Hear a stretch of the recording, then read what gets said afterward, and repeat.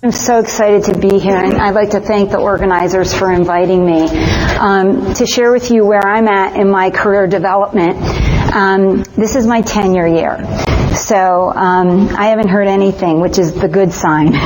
When you don't hear anything and they don't ask you to leave, that's a good thing.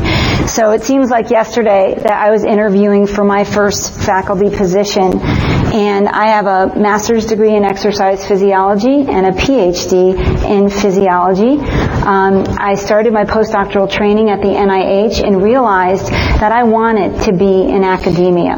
That's where I wanted to be. I missed the undergrads. I missed that whole environment, and so I went on to the University of Missouri for another 2.5 years to write grants to be more marketable, so that when I had the first job opportunity come available to me that I wanted to make sure that I was well prepared. So what happened when I went for my first job interview? And the message I'm going to give to you is that we all have the wacky gene in this room. We have a PhD, we work crazy hours, or you're on the way to getting a PhD. I call it the wacky gene, what brings you back day after day after day to work those long hours, to deal with rejection. When the time finally arises for you to get that job, we're also very competitive. We got the wacky gene and we're competitive. You want that job to be yours to walk away from. So that's what my first take-home message is, that you be the one to walk away from the job if they make you the offer, okay? So I'm going to talk a little bit about preparation and etiquette. So a general overview of where I'm going with this, and the second take-home message is do your homework. As part of the preparation for your interview, and there will be some overlap and redundancy between the talks, you can't hear this information enough. You do your homework, you know with whom you are meeting. That candidate that didn't get the job because they didn't ask that faculty member a question about their research, they should have. You will know with whom you're meeting, what they do, even if it's diametrically opposed to what you study. You will know what they do. You will be able to ask an intelligent question. During your visit, even if you're a person like me who could talk a dog off a meat wagon, you'll wear a muzzle. You will listen to what people are saying. You will demonstrate interest in whatever they're saying, even if you're bored to tears. You will have prepared questions that you will ask so that you show you've done your homework. Etiquette. And again, those people in the audience who know me, I should be the last person to talk about etiquette because I have an opinion on everything and I'm not afraid to share it. For that 24 to 48 hours where you're interviewing, you keep your mouth shut and you keep your guard up, okay? You want the job. You want it to be yours to walk away from. And again, after your visit, you will do more homework, and we'll talk about the seminar. Okay, so some of the homework that you're going to do before you go on your first job interview. So this is more of a how-to. First of all, you're going to get an itinerary. You are going to communicate with the secretary or administrative assistant. And if you have not learned by now that these individuals are the most important people in your career, you better. Because so you start to make friends with whoever this person is. Get your itinerary beforehand so you can do your homework. Become familiar with the individuals on your itinerary. Get online, get on the department website, look up all of these people, perform a literature search. Even before I go to an institution to give a seminar, if it's in a department that has individuals that don't do what I do a PubMed search on everybody that I'm meeting with, and that's what you should be doing. And if you don't care enough to take the time to do that, then you don't deserve the job. You should be able to ask one intelligent question with every person with whom you meet, and we'll talk a little bit more about that in a minute. Now, one of the candidates that came to interview at our place actually downloaded pictures of faculty from our departmental websites and had them in a notebook. That was a more senior faculty person, so you may come across as a little bit neurotic by doing that. But we were all impressed. We were deeply impressed. So that might be something that you want to do, so when you see people in the hallway, before they even introduce themselves to you, you could say, "Oh, Dr. So-and-so, nice to meet you," and they will be impressed. Other things that you'll learn from doing your homework is you'll become familiar with different core facilities and centers at this institution that you might potentially be employed at. So if you do human research, is there a GCRC? If you do animal research, is there a proteomics core facility, a gene array core facility? Familiarize yourself with that information. So, preparing for the interview, doing your homework, you will be asked to give a seminar, and all of you know this. What I suggest that you do, and what I have always tried to do, is obtain information about the type of room in which you will be presenting.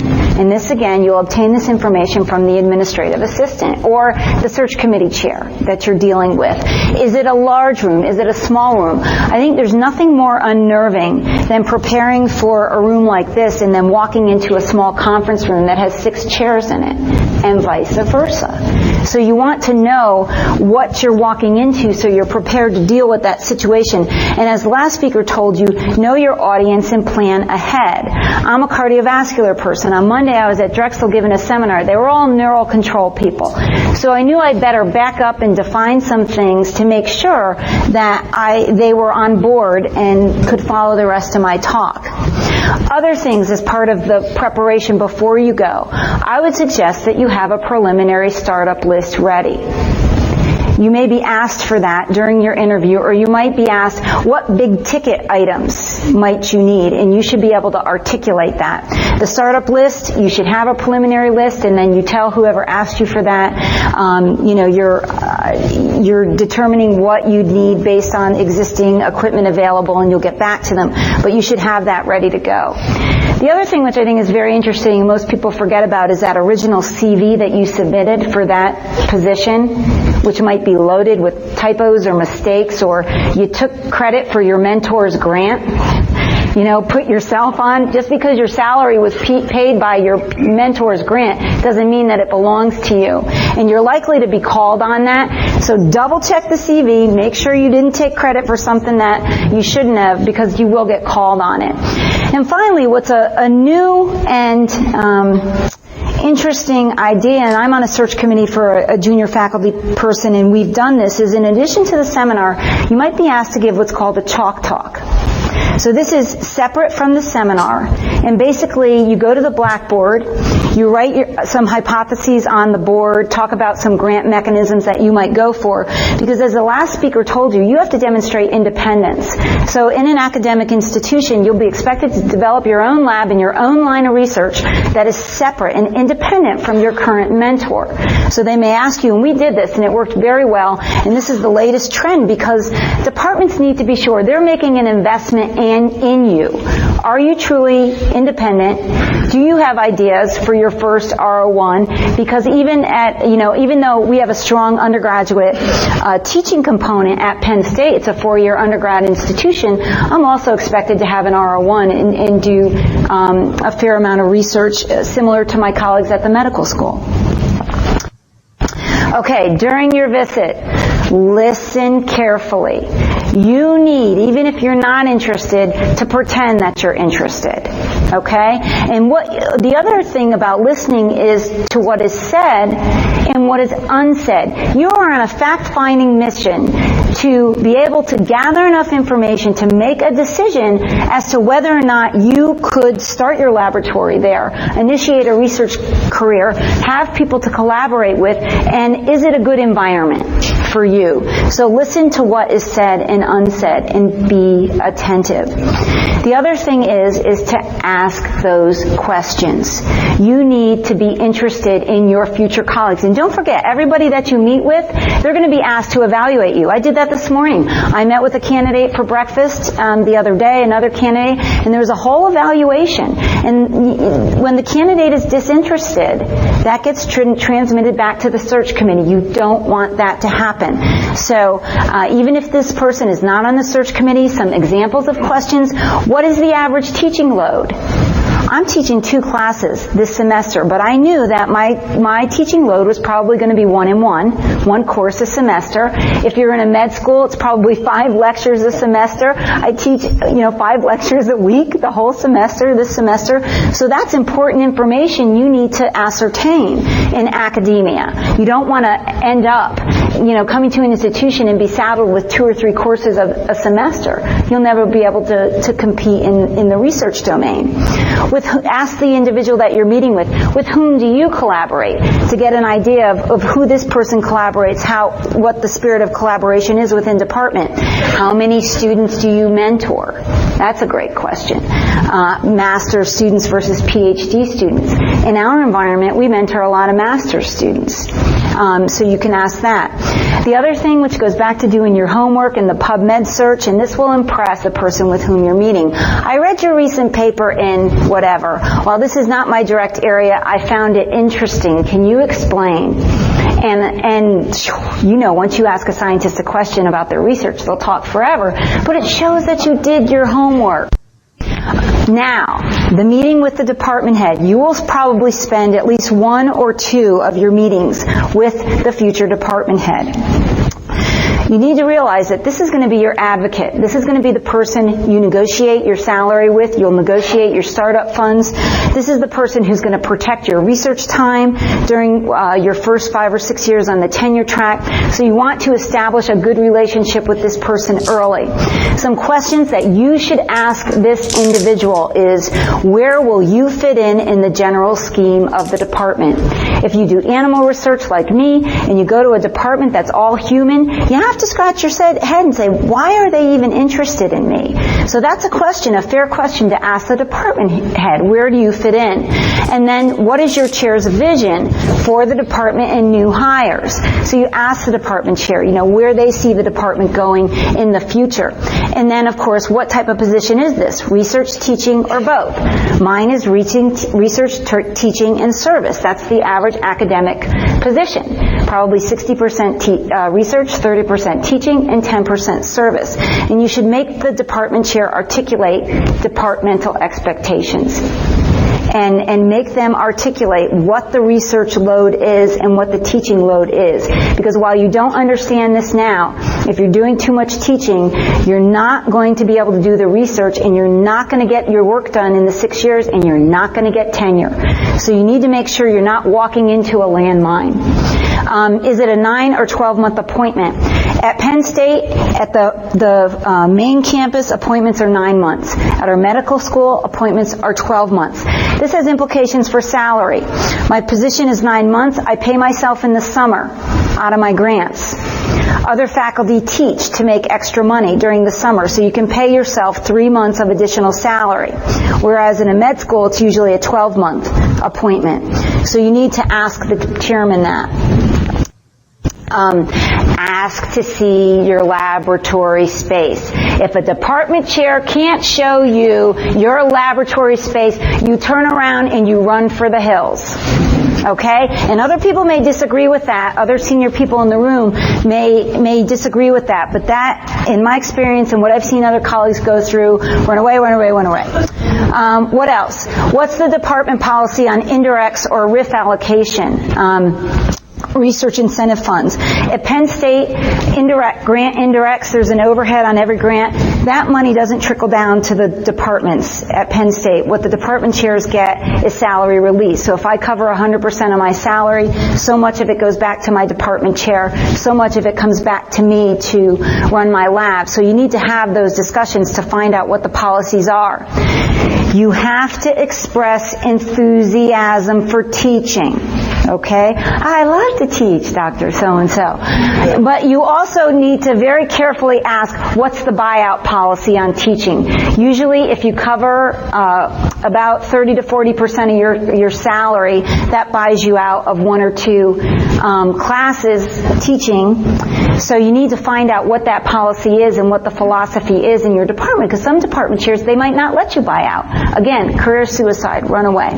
Is there departmental support for graduate students or postdocs? I've graduated 5 students in 5 years. I never paid for one.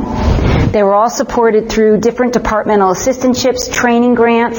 So that's a really good question to ask. And would you get one of those assistantships? Would you be guaranteed an assistantship as a new professor? Because you're going to need these students, you yourselves, you know, you help your PI out, your mentor out, may have started up a lab or something like that. You need those students to help you get started.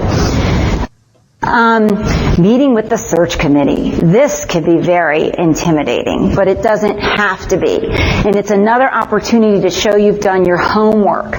You should know the research that the people on the search committee do. There was one of the candidates on one of the searches I'm in gave a seminar and had no idea one of the people on the search committee was well versed in the area that this individual was speaking about, and the individual didn't know it. That was a bad mistake. But when you speak with the search committee, you should be able to be familiar with the undergraduate and graduate aspects of the department. What are the majors? What are the professions that undergraduates go on to in the department in which you're interviewing? Are there master's degree program, PhDs? Ask those questions. You will probably be asked what type of courses do you see yourself teaching? So think about that. What would you like to teach? A graduate course in neural control, an undergraduate course in exercise physiology? Be prepared. They'll also ask you to see where you see yourself fitting in within the department. So you need to say, well, I've looked at Dr. So-and-so's research. I think I could collaborate with Dr. Smith or Dr. Jones. And they'll also ask you about your 5-year plan. What grant mechanisms are you going to submit when you get on board? And you should be asking questions, though, too. And some good questions and examples are how are resources shared, if there's equipment like a DEXA or a real-time PCR machine, centrifuges, how does that whole thing work? Are there seed grant mechanisms that you can apply for to get a little bit of money to get your research program off the ground? Another good question. Your seminar. Know your audience. This is an opportunity to highlight your teaching skills. This, as the previous speaker said, may be the only interaction you have with future colleagues. Make sure it's a good one and your seminar is polished. A lot of your work will probably be that of your mentors, but you need to find a way somehow to demonstrate that you are independent. So if you took an idea in a new direction that was not your mentor's, don't be afraid to point that out. Don't be a jerk. Be humble. Be grateful and appreciative to your mentor, but try to put forth that you are indeed independent. And if you don't do a chalk talk, that last slide in your talk should be your future directions, where you see your work going. And I have used cutesy comic fonts like Comic Sans. Don't do that for your professional presentation like I've done here. All right, the social do's and don'ts. You're going to have to go to dinner with the search committee or other members of the department. This is where you really keep your guard up. Now is not the time to weigh in on departmental politics or share negative information about your current employer. Keep it positive, especially if you work in a big lab now. Faculty, academics, we love to gossip. So we want to know what's going on in Dr. So-and-so's lab. So say, hey, I heard about, and say, what you have to do is say, oh, that's interesting. I really just spend my time doing research. I've had a beautiful, I had a wonderful experience at, the University of, and you do your best, Eddie Haskell, and you just avoid those landmines. Don't bite. Don't drink more than one, don't have more than one drink. Okay? 1. That's it. And then, I hate silence. So if you're going to have to make the chit-chat, now is the time to ask about the cost of living, the quality of schools, popular housing developments, community recreational services. And then this is a big one. They will. I promise you. You email me if they don't ask you this. To reflect on your day, and were there any questions that were unanswered that you've thought about in the hour since you saw them? Did anything come up? Make something up. And again, of course, listen. Almost done. After your visit, you send a thank you letter. Your mother didn't raise you in a barn. You send a thank you letter. Avoid overly effusive language. Don't do, make professional. Thank you for the opportunity. Express enthusiasm. You sell yourself. Emphasize the unique contributions that you will make to that department. You can do it in a humble way. And then Homework. You leave your interview. You're thinking about going there. If you did get an opportunity, get input from your PI, other senior investigators in the field to solidify your impression. So in closing, my suggestion would be, no matter what, be enthusiastic and make sure that job is yours to turn down if you don't want it. Have your startup list ready to go. Don't be afraid to ask for what you need, but be careful about making outrageous demands, especially if you're not walking in with a grant. You will be exhausted. You will have to be on for 12 hours, perhaps 2 days in a row. I told you I was an exercise physiologist. Make sure you train, practice your seminar, get as much as you can in writing. The final points, and I know some of you are married, you have families, let the department chair offer information on mechanisms for spousal hires. He or she will. Okay? And most universities have offices of spousal hires where they'll help your spouse get a job.